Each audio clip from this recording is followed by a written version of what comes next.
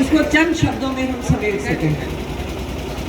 मैं दोबारा कहती हूँ कि ये एक जो मंच है केवल और केवल बाबा साहब की याद में, उनकी जो हमको सिखाई हुई जो टीचिंग्स हैं उनको याद करने के लिए है। ये एक पॉलिटिकल मंच नहीं है।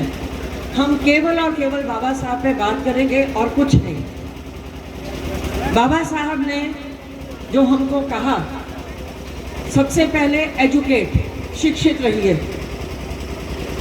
नंबर 2 एजिटेट, संघर्ष करिए। और तीसरी चीज ऑर्गेनाइज, संगठित रहिए। इस समाज को, जो ये मेरा अपना समाज है, मेरी एक करबद्ध बेनती है, अपने आप को टुकड़ों में मत बांटो। आज हम हर बार हर साल बाबा साहब को याद तो करते हैं, पर उनकी जो एक मेन बात है संगठित रहो, उसको हम टुकड़ों में क्यों बट रहे हैं? ये डेमोक्रेसी है, इसमें नंबर्स का महत्व है। आप अपना जो नंबर है इसको कम मत करिए टुकड़ों में बांटकर। इकट्ठे रहें तो आप शायद भारत की हर चीज में अग्रणी हिस्सेदार बन सकते हैं। तो सबसे पहले आज हम सब एक वादा मैं अपनी तरफ से करती हूँ कि समाज को कभी भी, मैं पूरी कोशिश करूंगी कि समाज टुकड़ों में नहीं बटे, समाज एकत्रित रहे। एजुकेट, शिक्षित रहने के लिए मैं हर तरीके से इसके साथ जुड़ी हुई हूँ। महिलाओं की शिक्षा बहुत ज़रूरी है और आप सबसे मेरी दोबारा विनती है कि अपनी बच्चियों को पढ़ाएं, उनको शिक्षित करें। समाज आगे तभी बढ़ेगा जब हमारी बच्चियां, हमारी बेटियां पढ़ी लिखी होंगी। और संघर्ष करें, अपने हक के लिए हमेशा खड़े होइए, अपने हक के लिए कभी भी घुटने मत टेकिए। आप अपने आप में विश्वास रखिए। आप बाबा साहब के जीवन से देखिए कि जिस टाइम वो खड़े हुए थे उस टाइम पे समाज का क्या हाल था। उन्होंने कितनी विपरीत परिस्थितियों के साथ लड़कर अपना आत्मसम्मान कायम रखा। पूरी उन्होंने अपनी शिक्षा ग्रहण करी। और मैं अगर कहूँ, अगर हम मॉडर्न इंडिया की बात करते हैं, आधुनिक भारत की, तो उनके जैसी शख्सियत और कोई मेरी नज़र में नहीं आती है।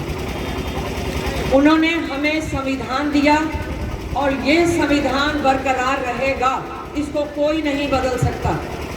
ये संविधान जैसा है वैसा ही रहेगा और किसी की ताकत नहीं है इस संविधान को बदलने की। बाबा साहेब ने हमें